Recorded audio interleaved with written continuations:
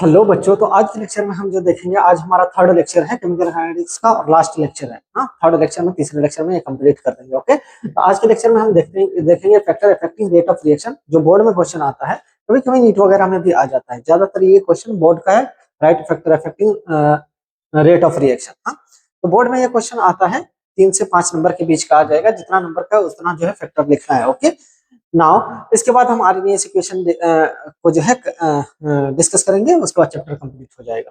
तो चलिए हम देखते हैं सबसे पहले factor affecting rate of reaction. तो कौन कौन फैक्टर रेट ऑफ रिएक्शन को अफेक्ट करता है? तो पहला फैक्टर है कंसंट्रेशन। अगर कंसंट्रेशन देखेंगे तो rate of reaction is directly proportional to active mass of reactant. Reactant में जो एक्टिव मास होता है उसके डायरेक्टली प्रोपोर्शनल होता है अपना क्या, रेट ऑफ रिएक्शन। अगर एक्टिव मास के डायरेक्टली प्रोपोर्शनल होता है तो हमारा टाइम के साथ साथ रिएक्टेंट का क्या होता है, मॉलिक्यूल रिएक्टेंट का कंसंट्रेशन डिक्रीज होता है। रिएक्टेंट का कंसंट्रेशन डिक्रीज होगा तो रेट ऑफ रिएक्शन भी क्या होगा, डिक्रीज होगा। हाँ, तो हम यहाँ से क्या लिख सकते हैं, rate of reaction is directly proportional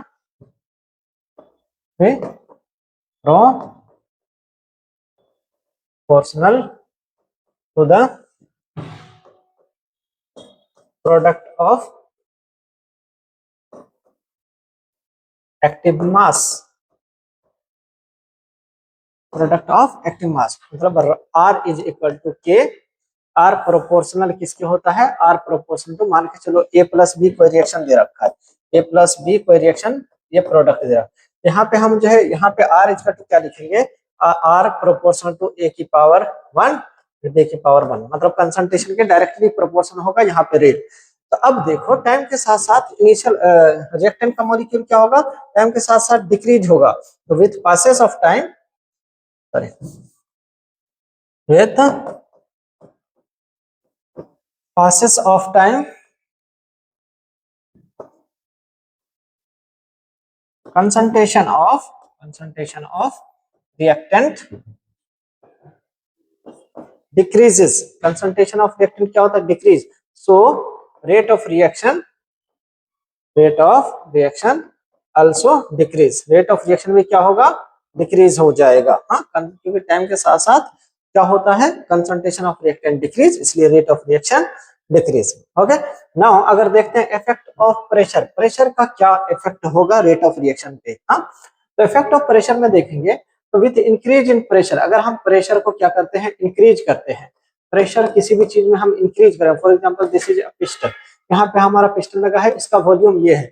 अगर हम इसमें क्या करेंगे, प्रेशर ऊपर से इंक्रीज करेंगे, ये पिस्टन इधर आकर के यहाँ पे आ जाएगा, ये पिस्टन यहाँ पे आ जाएगा। तो इसका वॉल्यूम पहले जो है, ये वॉल्यूम क्या था, V1, नेक्स्ट अब इसका वॉल्यूम क्या बचा है, V2। तो with increase in pressure, pressure increase करने पे वॉल्यूम क्या होगा, वॉल्यूम डिक्रीजेस। वॉल्यूम अगर डिक्रीज होगा, मान के चलो अभी पहला वॉल्यूम V1 है, यहाँ पे पूरा जो है मॉलिक्यूल क्या था, रिएक्टेंट मॉलिक्यूल इतने दूर में फैला था, अब जो है रिएक्टेंट मॉलिक्यूल इतने में ही है। तो वॉल्यूम कम होने पे उसका क्या होगा कि इफेक्टिव कोलिजन इंक्रीज हो जाएगा। हाँ, number of effective collision increases. For example, अगर तुम्हारे सिटी में मान के चलो 1000 पीपल है तुम्हारे पूरे सिटी में, और उसको सिकुड़ा करके उसका वॉल्यूम कम करके पूरे को एक कमरे में ला करके बंद कर दो, तो पूरे सिटी में 1000 है, उसको मिलने की प्रोबेबिलिटी ज्यादा होगा, या एक कमरे में जो है 1000 पीपल है तो उसको मिलने की प्रोबेबिलिटी ज्यादा होगा। ऑब्वियस सी बात है, जहाँ पे वॉल्यूम कम होगा वहां पे मिलने की प्रोबेबिलिटी ज्यादा होगा। तो यहाँ पे क्या होगा, प्रेशर इंक्रीज करने पे वॉल्यूम डिक्रीज और number of effective collision increase. तो effective number of collision increase होगा तो रेट ऑफ रिएक्शन भी क्या होगा, इस केस में रेट ऑफ रिएक्शन इंक्रीज हो जाएगा। हाँ, पहला क्या था, कंसंट्रेशन, कंसंट्रेशन टाइम के साथ साथ decrease, rate of reaction decrease. Effective of pressure, pressure increase करने पे volume decrease, effective number of collision increase, so rate of reaction increase. Okay, तो ओवरऑल प्रेशर इंक्रीज करने पे रेट ऑफ रिएक्शन इंक्रीज होता है। ओके, नाउ नेक्स्ट अगर देखेंगे तो नेचर ऑफ रिएक्टेंट। हाँ, अगर रिएक्टेंट में हम देखेंगे, अगर रिएक्टेंट में हमको ज्यादा नंबर ऑफ बॉन्ड तोड़ने में लग रहा है, ज्यादा नंबर ऑफ बॉन्ड तोड़ना पड़ रहा है, मतलब मोर एनर्जी लग रहा है, तो रिएक्टेंट को तोड़ के ही तो रिएक्शन करता है। If more bond are to be broken, rate of reaction will be slow. If more bond are to be broken, If more bond are to be broken, reaction rate of reaction will be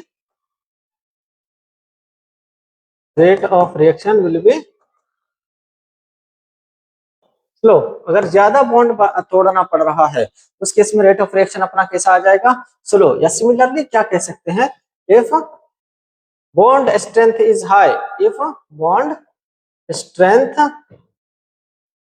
is high, अगर bond strength अपना high है तो rate of reaction क्या हो जाएगा, rate of reaction is slow. क्या हो जाएगा, रेट ऑफ रिएक्शन स्लो हो जाएगा। ओके, नेक्स्ट अगर हम देखेंगे कैटलिस्ट, कैटलिस्ट जनरली अपना टू टाइप का होता है, एक पॉजिटिव कैटलिस्ट, सिर्फ अगर कैटलिस्ट लिखा है तो पॉजिटिव कैटलिस्ट ही मानना, नेगेटिव कैटलिस्ट नहीं मानना। एक क्या होता है पॉजिटिव कैटलिस्ट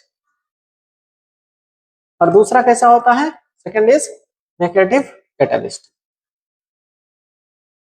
हाँ, तो पॉजिटिव कैटलिस्ट, अगर सिर्फ कैटलिस्ट बोलना पॉजिटिव मानना, और जनरली दोनों टाइप का कैटलिस्ट होता है। पॉजिटिव कैटलिस्ट क्या होता है, क्या करता है, एक्टिवेशन एनर्जी डिक्रीज कर देता है। क्या करता है, ये एक्टिवेशन एनर्जी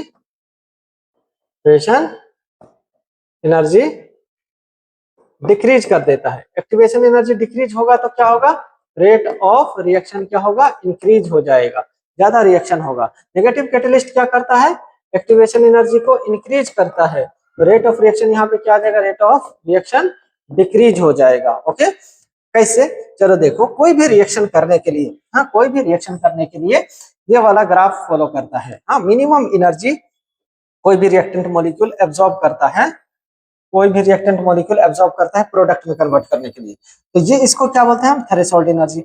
ये मिनिमम एनर्जी जितना भी जो है एब्जॉर्ब करता है उसी को हम क्या कहते हैं, एक्टिवेशन एनर्जी। हाँ, और एक्टिवेशन एनर्जी कितना, मिनिमम कितना चाहिए, थ्रेशोल्ड एनर्जी के बराबर। तो अगर मान के चलो ये एनर्जी जब तक नहीं मिलेगा रिएक्टेंट को तब तक ये प्रोडक्ट में कन्वर्ट नहीं होगा। अब मान लो कि पॉजिटिव कैटलिस्ट जैसे ही हम इसमें ऐड करते हैं तो ये क्या करता है, ये एक्टिवेशन एनर्जी को कम कर देता है। पहले इतना चाहिए था, अब जो है इसको कितना चाहिए, इतना ही एनर्जी चाहिए। कम ही एनर्जी में जो है ये प्रोडक्ट में कन्वर्ट होने लगेगा, कम ही एनर्जी में प्रोडक्ट में कन्वर्ट होने लगेगा, मतलब रेट ऑफ रिएक्शन इंक्रीज होगा। ये किसके लिए है, this is for positive catalyst. ये किसके लिए है, पॉजिटिव कैटलिस्ट, कैटलिस्ट के लिए। पॉजिटिव कैटलिस्ट क्या करता है, एक्टिवेशन एनर्जी को कम करता है, ये क्या करता है, डिक्रीज कर देता है। अगर नेगेटिव कैटलिस्ट है, नेगेटिव कैटलिस्ट है, this is for negative catalyst, negative catalyst. Negative catalyst क्या करेगा, नेगेटिव कैटलिस्ट एक्टिवेशन एनर्जी को इंक्रीज कर देगा। एक्टिवेशन एनर्जी अगर इंक्रीज होगा तो रेट ऑफ रिएक्शन क्या होगा, रेट ऑफ रिएक्शन अपना डिक्रीज हो जाएगा। हाँ, रेट ऑफ रिएक्शन डिक्रीज होगा। ओके, चलो कैटलिस्ट की ये कहानी थी। अब देखते हैं अपन टेम्परेचर के बारे में। इफेक्ट ऑफ टेम्परेचर क्या होता है, ये इंपॉर्टेंट रोल प्ले करता है, इफेक्ट ऑफ टेम्परेचर। हाँ, इसी से हम जो है ड्राइव करेंगे किसको, आर्हेनियस इक्वेशन को। हाँ, तो on increasing the temperature rate of reaction for both type of reaction, endothermic और एक्सोथर्मिक, कोई रिएक्शन हो अगर हम टेम्परेचर इंक्रीज कर रहे हैं तो रेट ऑफ रिएक्शन इंक्रीज होगा, आइदर एंडोथर्मिक और एक्सोथर्मिक। हाँ, वो अलग बात है कि एक्सोथर्मिक में टेम्परेचर डिक्रीज करना फेवरेबल होता है और एंडोथर्मिक में इंक्रीज करना फेवरेबल होता है, बट दोनों के केस में क्या होगा, टेम्परेचर इंक्रीज करने पर रेट ऑफ रिएक्शन इंक्रीज होगा।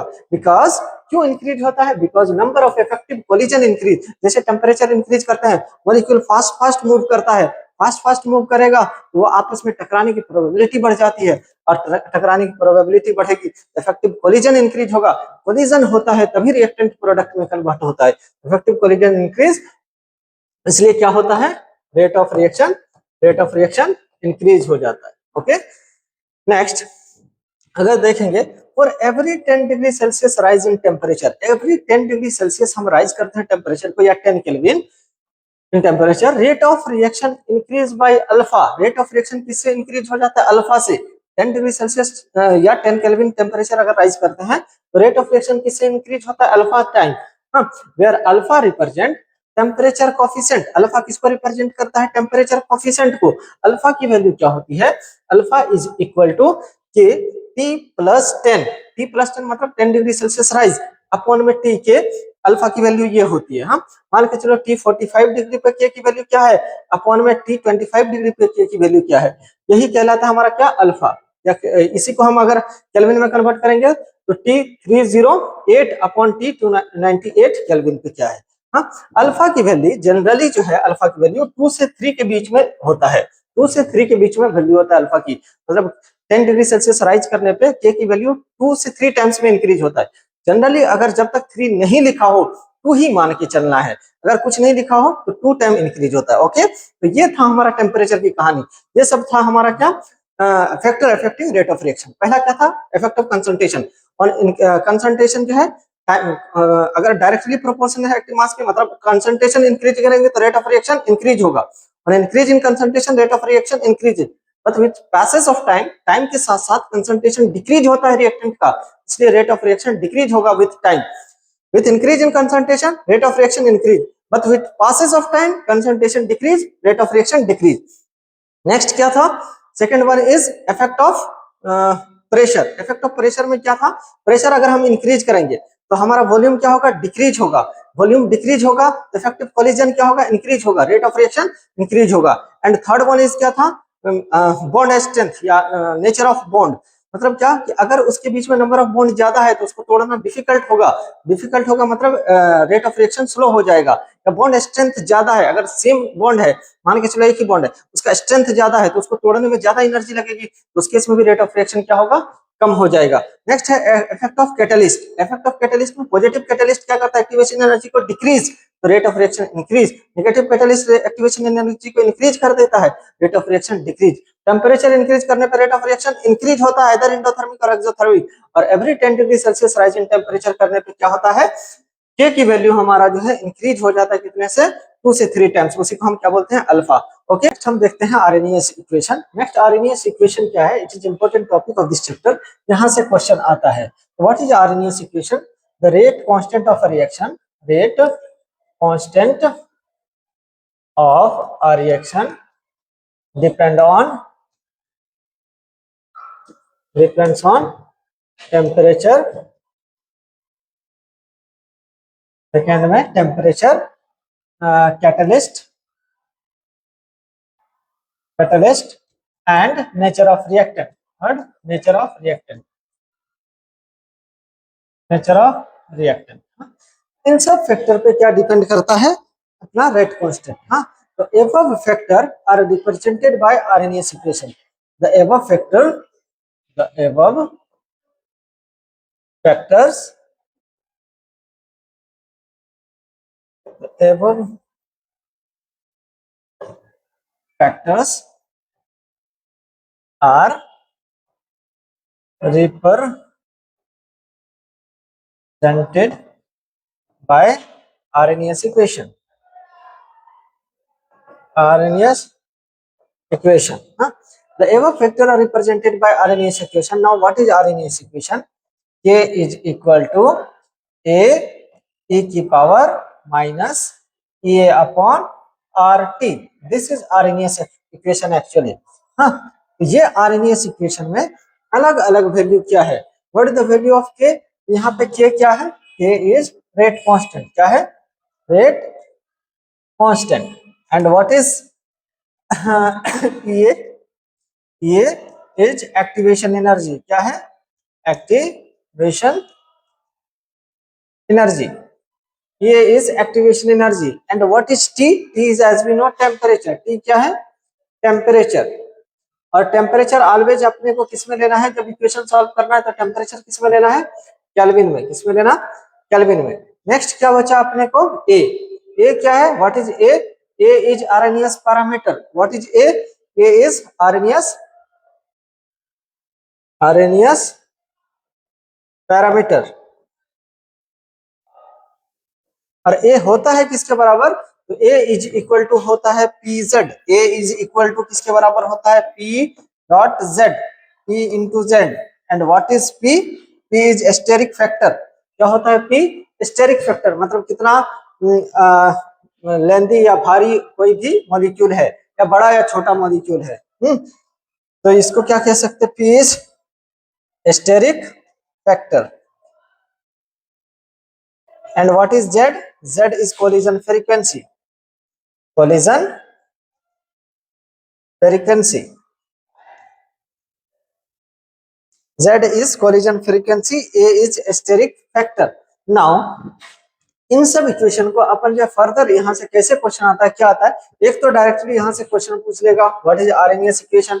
आरएनएस इक्वेशन क्या होता है, k equal to a e की power minus e upon rt and what is the value of k, k is rate constant and e is activation energy, t is temperature and a is Arrhenius parameter and value of a is equal to p into z.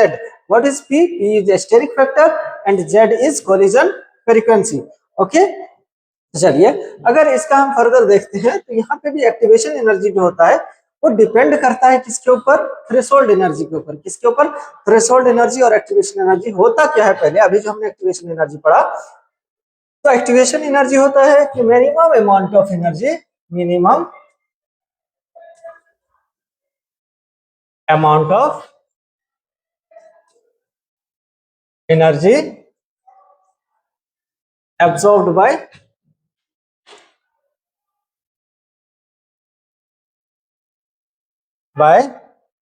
reactant to convert into product is known as threshold energy।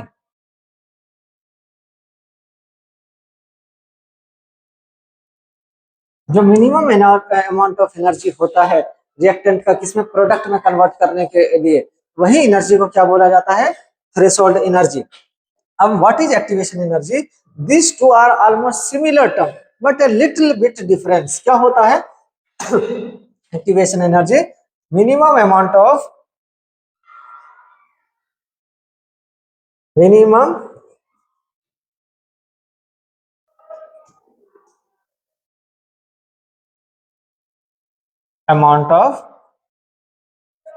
energy absorbed by, यहाँ पे minimum amount of energy required लिखना, required by reactant to convert it, minimum amount of energy absorbed by reactant to become equal to product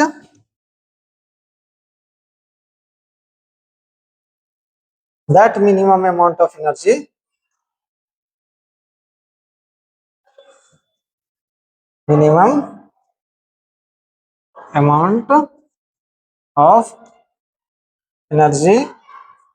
is known as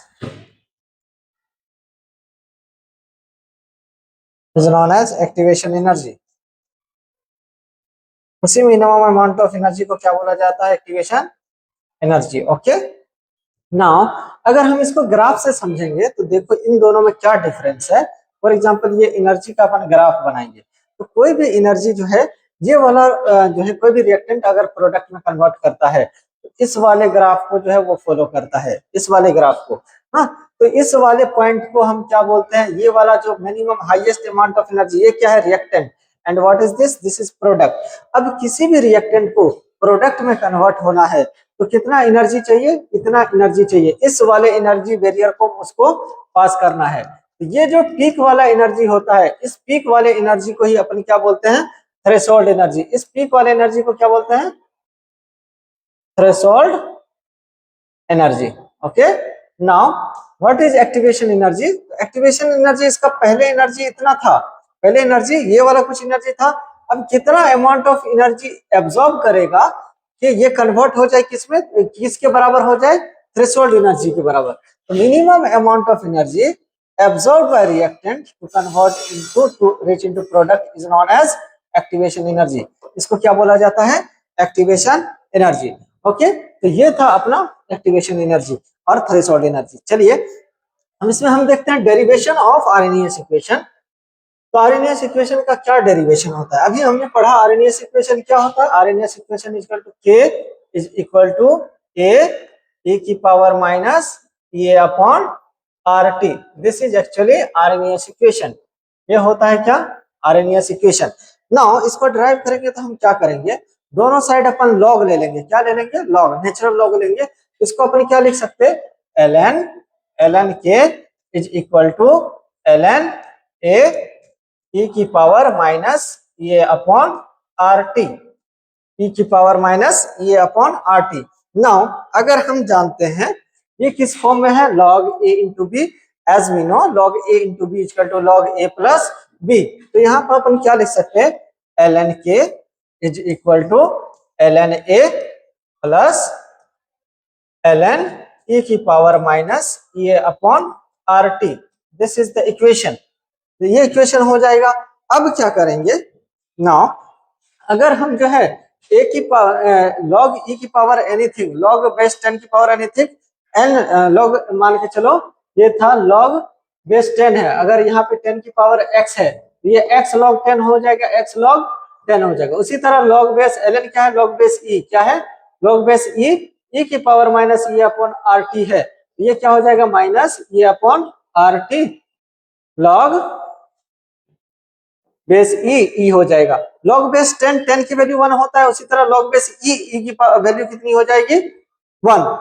तो इसको हम क्या देख सकते हैं, ln को log बेस ई भी लिख सकते हैं। इसको क्या लिख सकते हैं, log base E K is equal to log base E A plus, sorry यहाँ पे जो है ये प्लस यहाँ पे रहने दो, ये आगे आ जाएगा, पावर आगे आ जाता है तो क्या आ जाएगा, माइनस ये अपॉन RT और log बेस ln क्या है, log बेस e, और ये e बच जाएगा।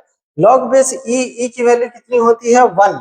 जिस तरह log बेस 10 की भी वैल्यू कितनी होती है, log बेस 10 की वैल्यू कितनी होती है, 1। इसी तरह log बेस e की भी वैल्यू कितनी होती है, 1। तो नाउ यहाँ से हम क्या लिख सकते हैं, log base e K is equal to log base e a, यहाँ पे प्लस माइनस क्या हो जाएगा, माइनस ये अपॉन RT और इसकी वैल्यू 1 हो जाएगा। हाँ, तो ये अपने को मेन इक्वेशन आया। अब इसको अपन क्या करेंगे, log बेस 10 में कन्वर्ट करेंगे। If we convert log base e into log base 10, then what we will do, we have only to multiply log base e into by 2.303। इसको क्या करेंगे, 2.303 से मल्टीप्लाई कर देंगे तो क्या आ जाएगा अपने पास, 2.303 log k is equal to 2.303 log a minus ये अपॉन RT, ये आएगा। हाँ, नाउ अब इसको जो हम 2.303 को कॉमन लेकर के यहाँ पे डिवाइड कर दें तो सिंपल अपना फॉर्मूला क्या आ जाएगा, सिंपल फॉर्मूला क्या आ जाएगा, log, simple formula will be log k is equal to log a minus e upon 2.303 RT। This will be the simple equation of RNAS equation। ये ड्राइव करके ये इक्वेशन आता है। अब इससे जो है हम चाहेंगे तो इससे ग्राफ भी प्लॉट कर सकते हैं। यहाँ पे देखो हम ग्राफ प्लॉट कर रहे हैं किसके किसके बीच में, log k। If we plot the graph between log k and 1 upon temperature, 1 upon temperature के बीच में, तो देखो ये k क्या है, y एक्सिस में, दिस इज y, एंड ये क्या है, 1 upon t is in x axis, तो ये क्या है x, और x के आगे में जो भी लिखा होता है चीज वो क्या होता है, जैसे log बेस 10 के, वो क्या होता है, स्लोप, क्या होता है, स्लोप। नाउ ये क्या है, c क्या है, कांस्टेंट। नाउ देखो ये y is equal to mx plus c के फॉर्म में आ गया, यस। तो ये लीनियर इक्वेशन आएगा। अब देखो स्लोप, सॉरी इसका इंटरसेप्ट c क्या है, पॉजिटिव, तो पॉजिटिव y एक्सिस से ग्राफ स्टार्ट होगा, graph will start from positive y axis. Now slope इसका देखो m की वैल्यू नेगेटिव है या पॉजिटिव, नेगेटिव है, value of slope is negative. अगर नेगेटिव है तो क्या होगा, ग्राफ ऊपर जाएगा या नीचे, नेगेटिव है तो नीचे जाएगा, अगर पॉजिटिव रहता तो ऊपर। तो इस केस में अपन क्या लिख सकते हैं, ग्राफ ऊपर जाएगा नीचे नीचे, इस टाइप का कुछ ग्राफ आ जाएगा इसका आरएनएस इक्वेशन का ड्राइव फॉर्म का। ओके, तो ये ग्राफ से क्वेश्चन आ सकता, ये ड्राइव से करके क्वेश्चन आ सकता। तो आरएनएस इक्वेशन हमारा ये था। अब जो है के और के बीच में वो पूछता है क्या, रिलेशन क्या है, हाँ मतलब 2 के दे दिया अलग अलग टेम्परेचर पे। For example consider a reaction A plus B give product. As we know कि रेट कांस्टेंट, दुनिया में जितने भी कांस्टेंट है उसकी वैल्यू फिक्स होती है, as we know very well, but rate constant is the only constant which depend upon the temperature. इसका टेम्परेचर के साथ साथ इस कांस्टेंट की वैल्यू चेंज होती रहती है। तो चलो हम देखते हैं कि अलग अलग टेम्परेचर पे रेट कांस्टेंट का वैल्यू क्या होगा। तो एक कंसीडर रिएक्शन, एक रिएक्शन कंसीडर कर लिया ए प्लस बी गिव प्रोडक्ट।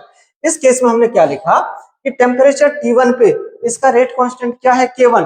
तो आरएनएस इक्वेशन से हम क्या लिख सकते हैं, आरएनएस इक्वेशन से अभी हमने पढ़ा कि log K1 is equal to log A minus ये अपॉन यहाँ पे T1 टेम्परेचर है 2.303 आर T1, टेम्परेचर की जगह पे अपन क्या पुट कर देंगे T1। यही अपना था, देखो इक्वेशन यही आया था, इक्वेशन यही आया था ना, log K is equal to log A minus A upon 2.303 R T. तो यहाँ पे K की जगह पे K1 आ गया, T की जगह पे T1 आ गया। अब ये क्या है हमारा equation first, this is equation first. इसको क्या मान लेंगे अपन, equation first, this is equation first. Now अगर हम देखेंगे T2 टेम्परेचर पे, मतलब टेम्परेचर बढ़ाएंगे तो यहाँ पे रेट कांस्टेंट पे क्या फर्क पड़ेगा। एट T2 टेम्परेचर पे क्या होगा अपना, इसका रेट कांस्टेंट मान के चलो K2 हो गया, चेंज हो गया रेट कांस्टेंट की वैल्यू, और क्या बन गया ये K2 बन गया। नाउ अगर K2 बन गया तो यहाँ से अपन क्या लिख सकते हैं, log K2 is equal to log A is constant Arrhenius parameter, इसकी वैल्यू चेंज नहीं होगी, माइनस ये अपॉन 2.303 आर T2, ये लिख सकते हैं। ये अपना इक्वेशन क्या आ जाएगा, दिस इज सेकंड इक्वेशन। ये कौन सा इक्वेशन आ जाएगा, दिस इज इक्वेशन सेकंड। ये इक्वेशन फर्स्ट है, ये इक्वेशन सेकंड है। Now from equation first and second, अगर फर्स्ट सेकंड इक्वेशन से फर्स्ट इक्वेशन में डिवाइड कर दें, if you divide equation second by equation first, हाँ, equation second upon equation first कर देंगे, इस केस में क्या आ जाएगा, इस केस में क्या आ जाएगा, log K2 upon log K1 is equal to, sorry divide नहीं करेंगे, माइनस कर देंगे, हाँ, equation second minus equation first, second में से फर्स्ट को माइनस कर देंगे तो क्या लिख सकते हैं, log K2 minus log K1 is equal to क्या लिख सकते हैं, यहीं पे लिख देता हूँ, सॉरी, क्या लिख सकते हैं, लॉग सेकंड माइनस फर्स्ट कर रहे हैं, equation second minus equation first, तो log K2 minus log K1 is equal to क्या आ जाएगा, लॉग यहाँ पे क्या आ जाएगा, लॉग ए और माइनस ये अपॉन 2.303 आर T2, ये वाली वैल्यू आ जाएगी। और इसमें से इसको माइनस करना है तो ये माइनस हो जाएगा, ये प्लस हो जाएगा, माइनस लॉग ए, और ये माइनस माइनस क्या हो जाएगा, प्लस, प्लस ये अपॉन 2.303 आर यहाँ पे T1, ये आ जाएगा। अब देखो log a से log a कैंसिल हो जाएगा, log a minus log a cancel out हो जाएगा, तो यहां से क्या लिख सकते हैं अपन, देखो यहां से क्या लिख सकते हैं, log K2 minus log K1, log a minus log b की वैल्यू क्या होता है, log a अपॉन b, तो यहां से अपन क्या लिख सकते हैं, log K2 upon K1 is equal to क्या लिख सकते हैं, यहां से ये प्लस है वो माइनस है तो क्या लिख सकते हैं, ये अपॉन 2.303 आर T1 माइनस ये अपॉन 2.303 आर T2, यही आएगा, ये वाली वैल्यू आएगी। अब देखो यहाँ से ये 2.303 कॉमन ले सकते हैं, यस, तो क्या हो जाएगा यहाँ पे, log K2 upon K1 is equal to ये अपॉन 2.303 आर और 1 upon T1 minus 1 upon T2, ये लिख सकते हैं, 1 upon T1 minus 1 upon T2। यहाँ पे और क्या लिख सकते हैं हम, और क्या लिख सकते हैं, log K2 upon K1 is equal to E upon 2.303 R T2 minus T1 upon T1 T2, ये लिख सकते हैं। हाँ, तो ये सब वैल्यू जो है ये मेन जो है इक्वेशन आएगा क्या न्यूमेरिकल सॉल्व करने के लिए। हाँ, तो आर्हेनियस इक्वेशन का डेरिवेशन यहीं तक था। अब जो है इससे क्वेश्चन अगर टेम्परेचर डिफरेंट टेम्परेचर दे दिया और K2 और K1 में से कोई एक दे दिया कि ये मान के चलो T1 टेम्परेचर 300 डिग्री 300 केल्विन पे K1 की वैल्यू इतना है, तो K2 की निकालो एट 400 पे। तो T2 दे रखा है, T1 दे रखा है, T1 T2 ये का वैल्यू दिया रहेगा। R की वैल्यू गैस कांस्टेंट, R की वैल्यू कितना होता है, R इज गैस कांस्टेंट, इसका वैल्यू कितना होता है, R क्या है गैस कांस्टेंट, और इसका वैल्यू कितना होता है R इक्वल टू 8.314 जूल में, किसमें होता है जूल के अगर टर्म में दे रखा है एनर्जी। तो अगर R की वैल्यू अगर कैलोरी में एनर्जी दे रखा है तो इसकी वैल्यू 2 होगा, और एटीएम में लीटर में है तो R की वैल्यू 0.0814 आएगा, किसमें एटीएम लीटर में, ये किसमें है कैलोरी में, ये किसमें है जूल में। ओके ना, तो अगर हम क्वेश्चन देखें इस प्रीवियस अपने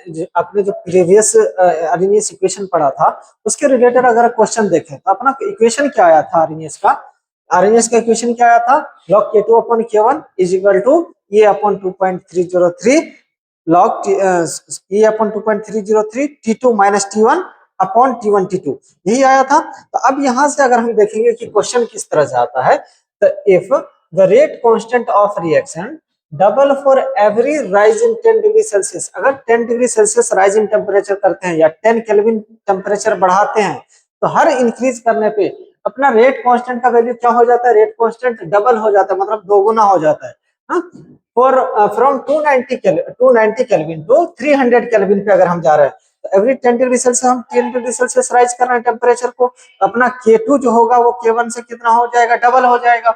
हाँ, तो find the value of activation energy in kilo calorie, kilo calorie का मतलब R की वैल्यू अपने को क्या रखना है, R की वैल्यू कैलोरी में क्या होता है 2, कैलोरी में 2 होता है, अगर जूल रहता तो क्या रखते 8, अगर एटीएम लीटर होता तो क्या रखते 0.08, तो कैलोरी में क्या होगा 8। अपन इक्वेशन लगाएंगे आरएनएस का भी जो हमने डिराइव किया था, क्या डिराइव किया था, log K2 upon K1 is equal to ये upon 2.303 R T2 minus T1 upon T1 T2, यही था।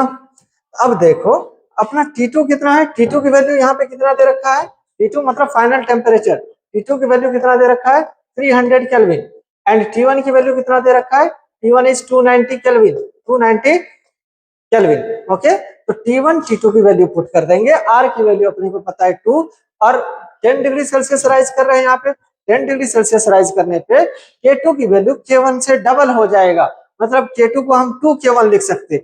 ओके, तो ये आ जाएगा अपना इक्वेशन। तो अब जो अपन जो पुट करते हैं इसकी वैल्यू क्या आ जाएगा, log K2 क्या हो जाएगा K1 का डबल, तो इसको K2 को हम लिख सकते हैं 2K1 upon K1 is equal to ये अपॉन 2 ये निकालना है 2.303, R की वैल्यू कितनी हो जाएगी, R की वैल्यू 2 इंटू T2 की वैल्यू कितना है 300 minus T1 is 290 kelvin upon T1 T2, T1 कितना है 290 इंटू T2 इज 300।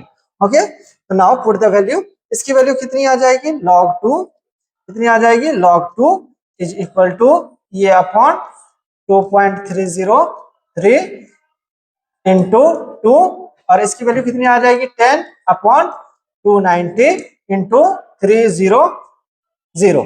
नाउ ये की वैल्यू निकालना है, what is the value of activation energy, log 2 की वैल्यू कितनी होती है 0.3 समथिंग, 0.3 ले लेंगे, यहां से ये की वैल्यू क्या लिख सकते हैं, ये is equal to 0.3 multiplied by, ये उधर जाएगा मल्टीप्लाई होगा 2.303 इंटू 2 इंटू 290 इंटू 300 अपॉन में 10, अपॉन में 10, इसको कैंसिल कर दोगे तो अराउंड इसका वैल्यू कितना आ जाएगा 120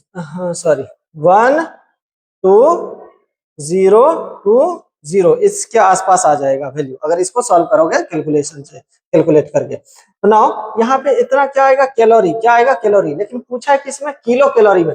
किलो कैलोरी में पूछा है तो क्या करेंगे, 1000 से डिवाइड करेंगे, इसकी वैल्यू अप्रोक्स कितना आ जाएगा, 12.02 kilo calorie. Answer will be 12.02 kilo calorie. NCERT का क्वेश्चन था ये। ओके, आप अप्रोक्स इसका वैल्यू कितना आ जाएगा, 12.02 किलो कैलोरी। ओके, नाउ अगर हम देखते हैं next for elementary reaction, elementary reaction के लिए एक्सोथर्मिक और एंडोथर्मिक में जो है ग्राफ कैसा आता है एनर्जी का।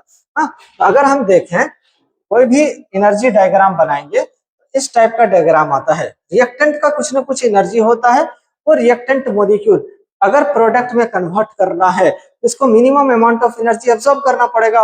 वो मिनिमम अमाउंट ऑफ एनर्जी को ही क्या बोलते हैं, एक्टिवेशन एनर्जी। सॉरी, वो मिनिमम एनर्जी एब्सॉर्ब करेगा उसको एक्टिवेशन एनर्जी, और मिनिमम एनर्जी कितना एब्सॉर्ब करेगा उसको बोलते हैं थ्रेशोल्ड एनर्जी। ये थ्रेशोल्ड एनर्जी तक जाना पड़ेगा, उसके बाद ही ये प्रोडक्ट में कन्वर्ट होगा। तो फॉर एग्जांपल मान के चलो ये इसका क्या है, थ्रेशोल्ड एनर्जी, और ये इसका क्या है, इनिशियल एनर्जी।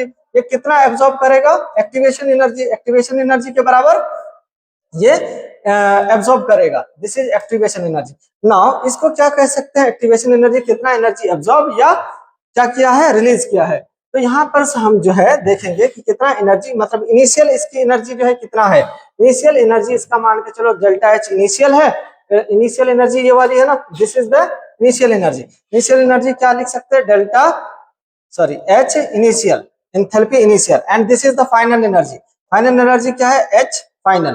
तो अपन यहां से निकालेंगे अगर डेल्टा एच की वैल्यू, डेल्टा एच की वैल्यू अपनी कितनी आएगी, delta H equal to H final minus H initial, यही आएगा, H final minus H initial. तो यहाँ पे देखो फाइनल की वैल्यू ज्यादा है या कम है, फाइनल की वैल्यू कम है, इनिशियल की वैल्यू ज्यादा है, बिकॉज इस वाले एक्सिस पे ये ग्राफ अपन रीड करेंगे ना, तो ग्राफ में ये 0 होता है, 0 से कुछ ज्यादा वैल्यू इसकी आएगी, इससे ज्यादा वैल्यू इसकी आएगी।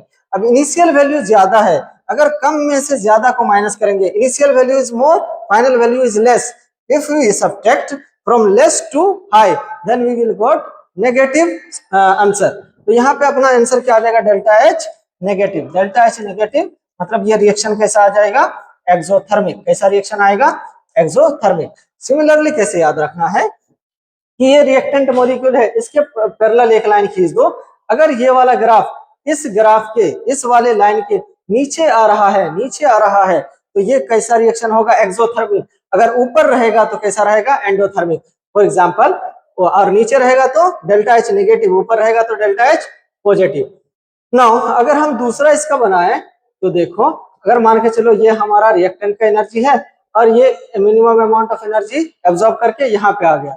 अब देखो इसका इनिशियल जो है एच क्या होगा, एच इनिशियल ये, और एच फाइनल अब ये है, एच फाइनल ये है। तो यहां से अगर हम डेल्टा एच निकालेंगे, डेल्टा एच की वैल्यू क्या आ जाएगी, delta H equal to H final minus H initial, ये आएगा। तो यहाँ पे एच फाइनल देखो ज्यादा है या कम है, H final is greater than H initial, तो ग्रेटर माइनस लेस क्या आएगा, वैल्यू पॉजिटिव। तो डेल्टा एच की वैल्यू क्या आ जाएगा, delta H will be positive. If delta H is positive then reaction will be endothermic. कैसा रिएक्शन आएगा, endothermic. If reaction is negative then exothermic. Simply देख करके हम कैसे निकाल सकते हैं, विदाउट कैलकुलेटिंग, कि ये वाला ग्राफ जहां पे रिएक्टेंट का पॉइंट है उसके पैरेलल एक ग्राफ खींच दो। अगर उस ग्राफ के नीचे आ रहा है प्रोडक्ट का ग्राफ, ये क्या है, प्रोडक्ट, ये किसका ग्राफ है, प्रोडक्ट का, ये किसका है, रिएक्टेंट का। अगर प्रोडक्ट का ग्राफ रिएक्टेंट के पॉइंट से नीचे आ रहा है, रिएक्शन विल बी एक्सोथर्मिक। अगर प्रोडक्ट का, ये प्रोडक्ट है, this is product, this is reactant, अगर प्रोडक्ट का ग्राफ ये रिएक्टेंट के ग्राफ से जो पैरेलल खींचे इसके ऊपर रह गया तो reaction will be endothermic. Okay, there is little bit difference between endothermic and exothermic. Endothermic में टेम्परेचर बढ़ाना फेवरेबल, एक्सोथर्मिक में टेम्परेचर कम करना फेवरेबल होता है। ओके, नाउ नेक्स्ट अगर हम देखें कोलिजन, पहले इफेक्ट ऑफ कैटलिस्ट देख लेते हैं, उसके बाद कोलिजन देखेंगे। हाँ, इफेक्ट ऑफ कैटलिस्ट क्या होता है, कैटलिस्ट का मिनिमम सॉरी मेन काम क्या होता है कैटलिस्ट का, कि रेट ऑफ रिएक्शन को इंक्रीज या डिक्रीज कर देगा, या तो स्पीड अप करेगा या स्पीड डाउन करेगा। जनरली अगर पूछा है सिर्फ कैटलिस्ट, तो पॉजिटिव कैटलिस्ट मानना है, वो रिएक्शन को स्पीड अप कर देगा। और अगर जब तक ये मेंशन नहीं किया है नेगेटिव कैटलिस्ट या फिर पॉजिटिव कैटलिस्ट, तब तक अपने को पॉजिटिव कैटलिस्ट ही मानना है। या जनरली अगर वो मेंशन कर दिया है क्वेश्चन में कि पॉजिटिव, तब तो वो रिएक्शन को इंक्रीज करेगा ही करेगा, क्योंकि नेगेटिव मेंशन क्या है तो वो रिएक्शन को क्या करेगा, डिक्रीज करेगा। तो चलिए देखते हैं क्या करता है, इफेक्ट ऑफ कैटलिस्ट क्या होता है। कैटलिस्ट जनरली क्या करता है, वो एक्टिवेशन एनर्जी को कम कर देता है, एक्टिवेशन एनर्जी को कम कर देता है। एक्टिवेशन एनर्जी को कम करेगा तो सॉरी, अगर थ्रेशोल्ड एनर्जी को कम करेगा तो एक्टिवेशन एनर्जी कम, मतलब minimum amount of energy required होगा प्रोडक्ट में कन्वर्ट होने के लिए।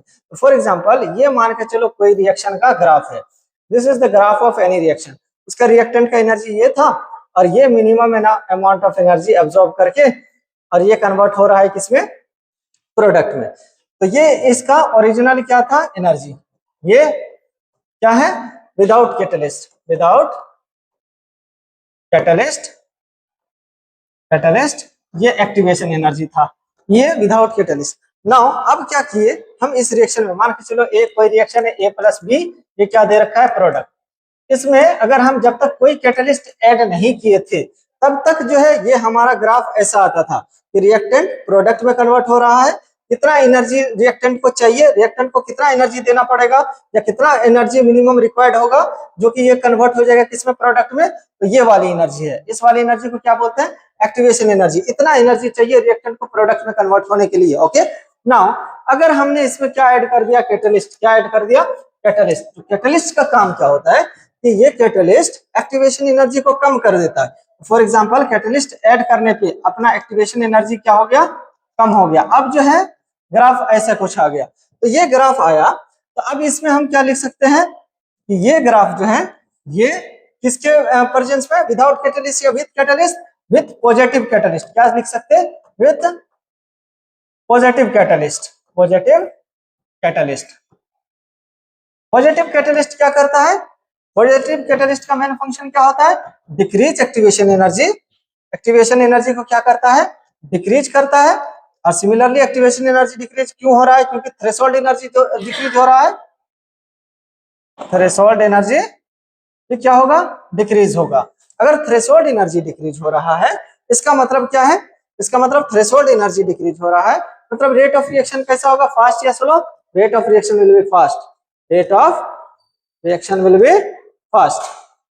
Okay, rate of reaction fast हो जाएगा।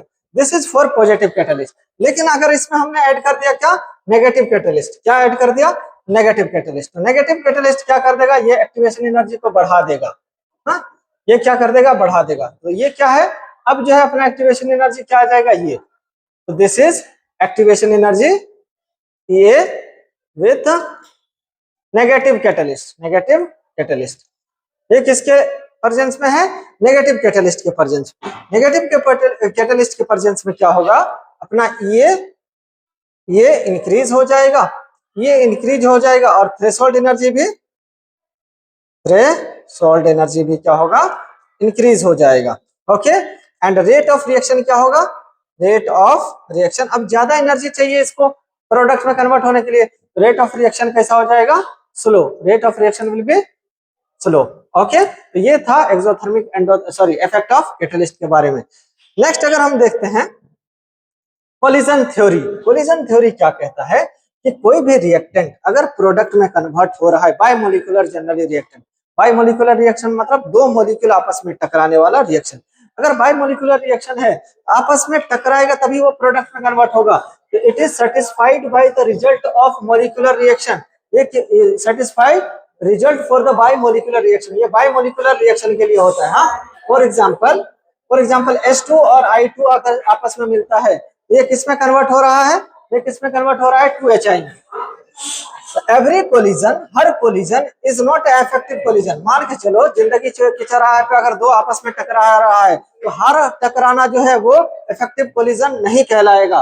वो कोलिजन जो है इफेक्टिव कोलिजन कहलाएगा जब दो मॉलिक्यूल आपस में टकरा करके वो प्रोडक्ट में कन्वर्ट हो जाए। अगर प्रोडक्ट में कन्वर्ट हो रहा है तभी उसको इफेक्टिव कोलिजन बोलेंगे, अदरवाइज उसको इफेक्टिव कोलिजन नहीं बोलेंगे। तो every collision is not capable of forming product. Her collision जो है, हर टकराना, हर मॉलिक्यूल आपस में टकराएगा तो वो प्रोडक्ट में कन्वर्ट नहीं होगा। Only those collision are called effective collision, only those collision are called capable of forming product known as effective collision. Effective collision का मतलब वो कोलिजन जो आपस में टकरा करके प्रोडक्ट में कन्वर्ट कर देता हो उसको क्या बोलते हैं, इफेक्टिव कोलिजन। और इफेक्टिव कोलिजन का टू मेन नेसेसरी कंडीशन है। Effective collision are those collision which obey the following condition, ये दो कंडीशन फॉलो करना चाहिए किसको, इफेक्टिव कोलिजन को। क्या होता है इफेक्टिव कोलिजन, कि प्रॉपर ओरिएंटेशन से टकराना चाहिए। Effective collision must be between appropriate molecule with proper orientation. Proper orientation के साथ अगर टकरा रहा है तो वो क्या हो जाएगा, प्रोडक्ट में कन्वर्ट हो जाएगा। ओके। और दूसरा है collision molecule must have energy greater than और इक्वल टू थ्रेशोल्ड एनर्जी। अगर थ्रेशोल्ड एनर्जी से ज्यादा है तभी वो प्रोडक्ट में कन्वर्ट होगा, अगर उससे कम है तो वो प्रोडक्ट में कन्वर्ट नहीं हो पाएगा। फॉर एग्जाम्पल अगर हम देखते हैं, मान के चलो ये CH और ये Cl है। हाँ, अगर ये Cl है, ये हम SN2 रिएक्शन की बात कर रहे हैं, अगर OH माइनस के साथ ये रिएक्शन करेगा, हाँ, तो ये वाला जो है प्रॉपर ओरिएंटेशन इस वाले इस साइड से जाएगा तो ये रिएक्शन नहीं होगा, this reaction will not be possible because इस साइड ये प्रॉपर ओरिएंटेशन नहीं है। लेकिन यही अगर CH और Cl है, अगर ये बैक साइड से आया OH माइनस अगर बैक साइड से आया तो ये निकल जाएगा, this is the proper orientation. तो फॉर्मेशन हमारा किसका हो जाएगा, CH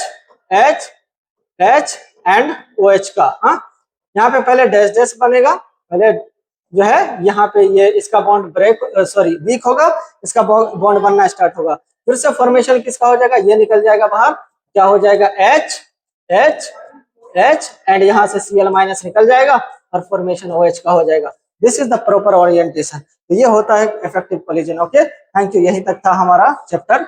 ये केमिकल काइनेटिक्स खत्म हो गया। होप ऑल द बेस्ट, समझ में आया होगा। Thank you, all the best.